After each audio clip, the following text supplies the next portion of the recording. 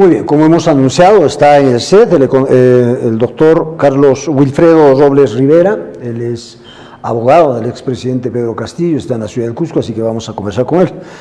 Doctor Wilfredo Robles, buenas noches, gracias por su presencia. Muy buenas noches, señor periodista. ¿Cuál es el motivo de su presencia en la ciudad del Cusco, doctor? Bueno, por la naturaleza de mi trabajo, gestiones en órganos jurisdiccionales, en este caso en la Corte. No tiene nada que ver el caso de Pedro Castillo acá, nada. No, es por otros casos, yo me dedico al litigio. Claro, entonces, pero podemos aprovechar el diálogo sobre el tema del expresidente Pedro Castillo. Sí, cómo no. Claro. Sí, ¿Cuál es la situación en este momento judicial del expresidente? Bueno, la situación judicial del presidente Pedro Castillo Terrones es que le han impuesto prisión preventiva en dos carpetas judiciales, o en dos carpetas fiscales, perdón.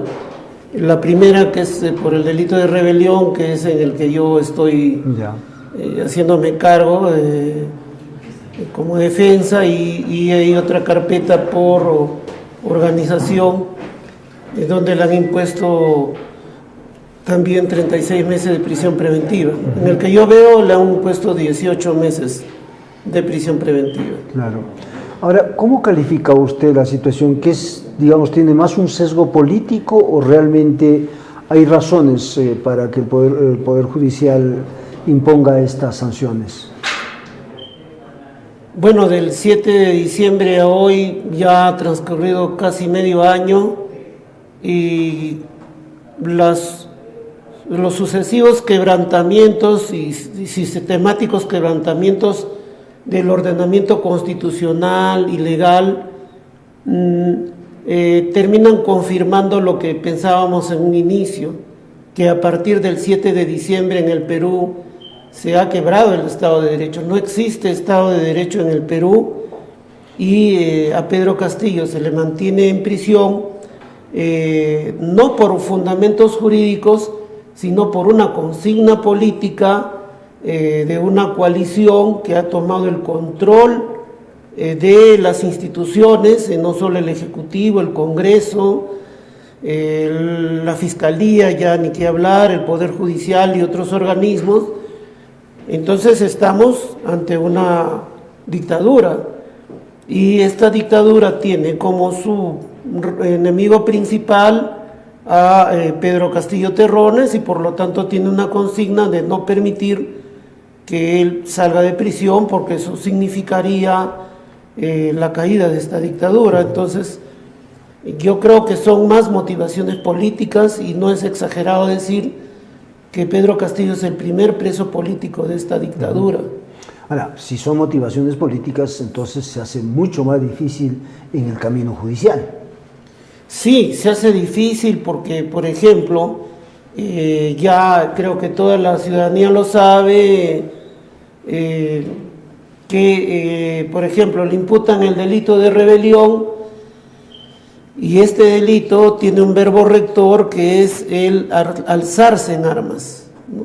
Entonces tendría que establecerse que Pedro Castillo se alzó en armas, tuvo una conducta de alzamiento armado, y esto nunca se produjo, porque ellos dicen, o sea, la interpretación que le dan es la lectura del discurso, la lectura del mensaje es el alzamiento armado, o es un llamado a alzarse en armas, pero el tipo penal no sanciona el llamar a alzarse en armas, ¿no? Eso dejando a salvo que en realidad en ninguna parte del contenido Pedro Castillo habla de llama a alzarse en armas. Dice que la Policía Nacional se dedicará a combatir la delincuencia. Entonces, y podemos largamente enumerar así una serie de vulneraciones. Entonces tenemos que se hace difícil, sí, se hace difícil, y realmente incluso a veces se pregunta, ¿no? Los simpatizantes, las personas que se sienten cercanas a Pedro Castillo, o que no aceptan de que la voluntad popular haya sido revocada de una manera tan fraudulenta y tramposa, Pero entonces, si los abogados no van a poder revertir esto, ¿qué sentido tiene actuar legalmente? Claro. Entonces, lo que hacemos Considera es... en todo caso que los argumentos de la defensa no van a ser suficientes, digamos, para frenar esta actitud, digamos, política que parte desde el Congreso de la República. Sí, nosotros hemos argumentado, por ejemplo, en la apelación de prisión preventiva. Es clarísimo de que el artículo 99 y 100 de la Constitución establece que a un presidente de la República no se lo puede llevar directamente ante la justicia, ante el fuero común. Tiene que haber un antejuicio. Está ahí escrito, no lo decimos nosotros. El constituyente lo ha puesto ahí y eso no se le ha respetado. Simplemente el Congreso acordó de que esto es muy grave y simplemente él se queda sin antejuicio. Claro. Y lo mandamos directo al juez para que le den prisión preventiva. Hasta todo se ve bastante coordinado, ¿no? Parece que cada uno se reparte un rol, ¿no? Congreso, tú lo vacas como sea, tú le dejas sin antejuicio, fiscalía, tú me lo llevas ante el juez, tú me lo pones prisión preventiva, si llega a segunda instancia lo confirman, ¿no? Y mientras tanto, pues, era para consolidar al Ejecutivo y no esperaron la reacción de la población, ¿no? El rechazo, claro, obviamente pacífico, y emplearon de todo contra ellos. Entonces, bueno, en la historia del Perú y de América del Sur, las dictaduras han caído por obra de la movilización social. Entonces la población, al salir a movilizarse a las calles, plazas, caminos, carreteras, no se ha equivocado. Creo que ha sido esa población anónima, autoconvocada, espontánea, me parece que es la que ha tenido la visión más certera de los hechos. Es el sector, digamos, más rural, una composición más rural. Sí, hay rural. que ser sinceros, las ciudades tampoco, digamos, concuerdan mucho con alguna plataforma en ese sentido. Pero la pregunta es, usted es el abogado y hay mucha confianza, digamos, en el diálogo. ¿Por qué hizo el presidente? ¿Qué es lo que pasó? Porque hubo un intento de golpe, definitivamente. Bueno, yo no le llamaría golpe, porque entiendo de que golpe, claro, es una... Bueno, políticamente hay que calificar. Cerrar el Congreso es un golpe, definitivamente. Claro, pero digamos el tema es si ese cierre del Congreso va acompañado de un operativo violento, con un arsenal armado, porque entiendo que un golpe requiere de un respaldo, de un arsenal, de una potencia militar o paramilitar, y en este caso no se tuvo, porque incluso algunos dicen esto es un 5 de abril, pero yo que recuerden el 5 de abril en Lima por lo menos ya estaban los tanques, no solo en el centro de Lima, en todos los alrededores de Lima estaban los portatropas, pero más bien en el caso de Pedro Castillo salieron las fuerzas policiales pero a apresarlo a él. Pero viéndolo así, entonces era un juego lo que hizo Pedro Castillo, ¿no? O sea, ¿cómo hacer algo sin el respaldo de las Fuerzas Armadas, sin, digamos, un respaldo social? O sea, era un juego en todo caso lo que hizo, porque no entiendo, la gente hasta ahora se pregunta qué es lo que quiso hacer Pedro Castillo. Bueno, lo que él hace, y es lo que yo he recogido de su testimonio, es de que habiéndose informado y habiendo verificado que existían más de 40 congresistas que ese día iban a votar por vacarlo, que habían asegurado que iban a votar contra la vacancia, pero se habían pasado al otro lado. Y él me dice que él personalmente verificó eso, y entonces él refiere que al enterarse eso al amanecer del 7 de diciembre, entonces yo ahí tomo mi decisión, dice, ¿no? Y tomo mi decisión, dice, pero no porque él contara con algún respaldo o porque hubiera coordinado, ¿no? Porque incluso se está difundiendo alguna leyenda urbana que le ofrecieron coordinar, ¿no? Dice que a él no le ofrecieron nada, ni él pidió que le ofrezcan nada. sino que él refiere de que ya al considerarse perdido, al considerar que ya estaba echada la suerte suya en el cargo, entonces él decide dar una proclama en la cual pueda transmitirle un mensaje hacia la población que lo apoyaba, los que ahora nos hemos referido como los rurales, y decirle que él sí estaba por la Asamblea Constituyente, sí estaba por una nueva constitución, que él sí quería cerrar ese Congreso obstruccionista y golpista, que él sí quería reorganizar ese poder judicial que el 90% de nuestra población considera pues un nido de corrupción, igualmente fiscalía. Entonces, él lo que hace es dar un pronunciamiento y transmitirle, digamos, a sus electores en la última oportunidad que tenía para hacerlo. Eso es lo que él percibe, que era la última oportunidad. O sea, lo hizo pensando que en ese momento tal vez podría haber una eclosión social en el país, cosa que no hubo. Porque no claro, había lo hizo otra él, explicación, ¿no? Claro, lo hizo él más, según refiere, para querer mostrar una lealtad a la base social que lo llevó al gobierno y que finalmente fue la única que lo defendió, ¿no? Durante todo su mandato, en que él era sistemáticamente atacado por las grandes empresas de la prensa limeña. Pero eso es discutible, porque al inicio, en efecto, Pedro Castillo generó tanta expectativa, pero después iban pasando los meses, ya prácticamente había abandonado su plan de gobierno, ya no planteaba, digamos, la reforma tributaria y muchas otras, revisión de contratos, el tema de la nueva constitución pasó a un segundo plano. Entonces de repente él pensó que cerrando el Congreso, que tenía también una desaprobación altísima, podía levantar, digamos, el ánimo de la ciudadanía, cosa que no pasó, que lo hizo después, pero tampoco solamente con la propuesta de Pedro Castillo, reposición, no solamente eso, sino el tema de una nueva constitución, cierre de Congreso, nuevas elecciones, que fue fundamental, ¿no? Claro, digamos, lo que él refiere es que no pensó en ningún momento que podía concretarse ese cierre del Congreso, sino que al parecer precisamente quería revertir esa percepción que usted me acaba de describir, o sea, de que él había abandonado esos puntos y era como decirle, pues, bueno, ahorita no sé qué va a pasar conmigo, pero pueblo, yo te digo que yo sí estoy contigo en estos temas, ¿no? Eso es lo que yo he percibido de lo que él refiere en confidencia,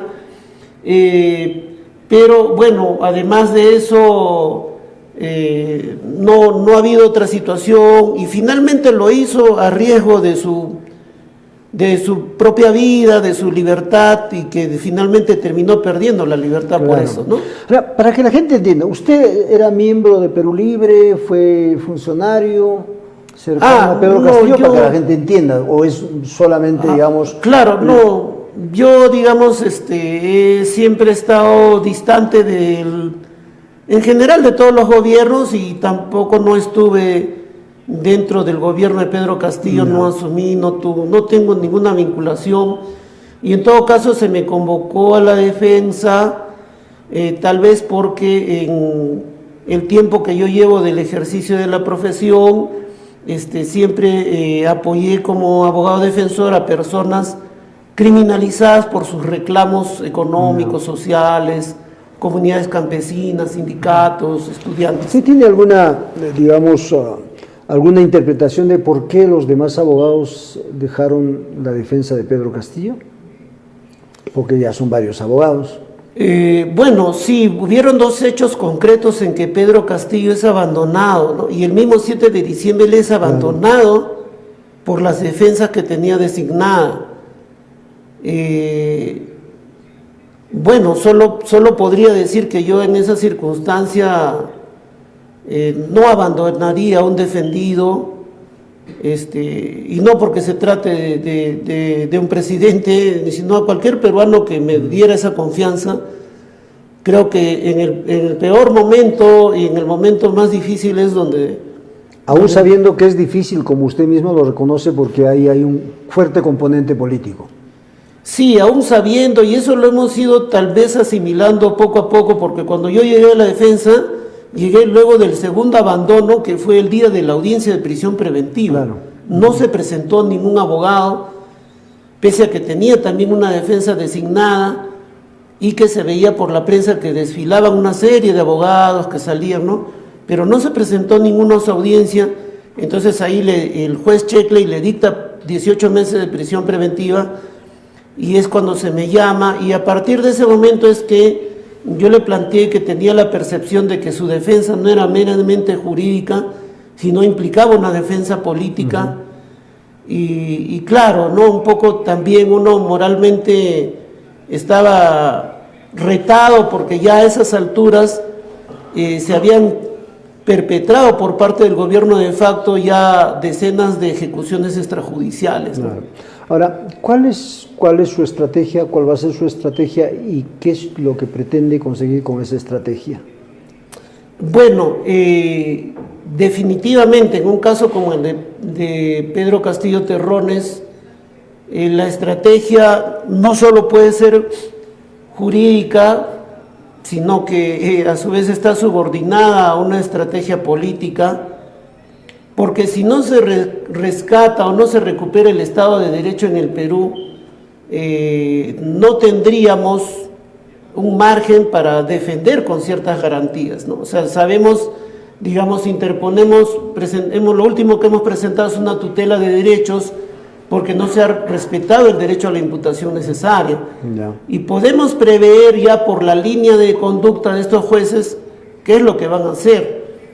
Entonces, yo creo que cuando llegué a la defensa, ya la población de bases había establecido una estrategia política y creo que basado seguramente en su experiencia,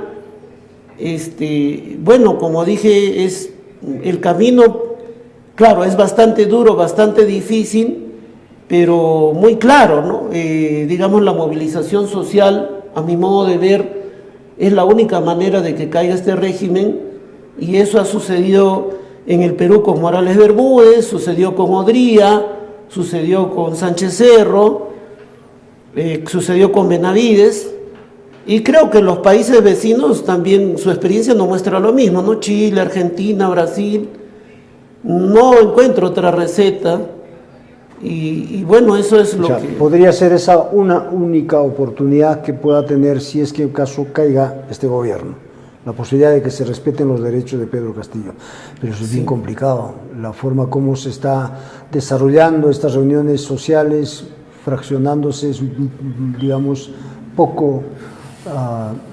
muy difícil, digamos, que haya una asonada, por decirlo de alguna manera, como hubo, digamos, los meses pasados. Sí, bueno, en realidad el Perú y tal vez su población más básica es la que siempre más sorprende, ¿no? Creo que, digamos, ustedes periodistas, algunos abogados que tratamos de mantenernos informados, tal vez días previos al 7 de diciembre no avisorábamos para nada que esto iba a ser, claro, iba a dar un vuelco, una conmoción social, política. Realmente no sabemos qué viene, ¿no? No sabemos qué viene, y ojalá que lo que venga sea para rescatar el Perú de los grupos que siempre han movido la cosa, de que siempre han tenido el control de las instituciones, pues, para los negocios propios y los negocios de otros. Claro. Que... Ahora, entonces, ojalá. Cerrón, Perú Libre, esté muy aliado con el fujimorismo, hace mucho más difícil. 80 muertos y no se ha logrado, digamos, mover a Dina Boluarte. Sí, y los votos de Cerrón han servido para no solo para encerrar a Pedro Castillo y defenestrarlo, sino también para generar esos 80 muertos, ¿no? Realmente una gran responsabilidad y seguramente una gran decepción para una gran parte de su militancia, que ese proyecto haya terminado así y ya que sea tal vez más que el rojo y amarillo del lápiz, sea pues más naranja cada vez, ¿no? O sea, su accionar está mucho más expectante, digamos, en cómo se mueve el escenario político en el país. Sí, pero también a nivel internacional es importante que se conozca la violación sistemática a los derechos humanos, y creo que de diciembre acá, digamos, los primeros meses se silenció, las cadenas de noticias internacionales no difundían nada, tal vez por el respaldo de Estados Unidos, pero ahora ya al menos algunos organismos internacionales. Sí, por lo menos reconocen, ya que no reconocen la situación de Pedro Castillo, pero por lo menos reconocen el tema de las matanzas, el tema... ¿A usted no lo invitan los canales nacionales? Bueno, sí, sí me invitan. Pero muy cuando poco, quieren. muy poco cuando Sí, quieran. pero Porque ellos están mucho más empecinados en esconder la claro, realidad del sí, país, sí, ¿no? o sacar otro tipo de cosas, ¿no? Y bueno, el criterio del presidente Castillo es que me dice de que, bueno, pues como si estuviéramos en guerra con Chile, me dice, es como si yo diera entrevistas a los medios chilenos, no tendría sentido, ¿no? Me dice lo que van a hacer esos medios. Claro. Ahora, se especula en las redes sociales que muy pronto saldría por algunas, digamos, algunas informaciones, ¿no? Sí. ¿Eso es cierto? ¿Hay la posibilidad de que salga, se le restituya, como ahí dice digamos, las redes sociales, o es mera Sí, bueno, sí. especulación? Sí, siempre he visto que sale cada cierto tiempo. Bueno, yo por momentos sospecho que son operativos psicosociales elaborados, no sé si en la DINI o en algún servicio de inteligencia, para generar confusión, para generar desánimo, porque hay un sector que sí, en ese ánimo de que algo tienen que hacer para cambiar esto, que no se resigna Claro. a aceptar la usurpación de Dina Boluarte, y parece que apuntara, digamos, a ir mermando ese estado de ánimo de cierto sector social que tiene un fuerte rechazo a Dina Boluarte. Pareciera que lo están consiguiendo, pero esperemos que las cosas, digamos, con Sí. respecto a este gobierno, la gente pueda percibir realmente que hay un total copamiento de los poderes. Sí, es notorio, ¿no? Habrán puesto un defensor del pueblo bueno, Sí, pues, a claro, la medida. que además no tiene ni siquiera las cualidades como para ser defensor del pueblo, ¿no? Sí, pues no tiene, pues sí, no. pues, bueno, es más Creo una que los una que puso designación política. Fujimori tenían un poco más de calidades, Claro, ¿no? Sí, definitivamente. Doctor Wilfredo Robles Rivera, muchísimas gracias por su presencia. Muy agradecido ya a ustedes que tengan esa amplitud de poder recoger las versiones de todos los aspectos y siempre a las órdenes. Muy bien.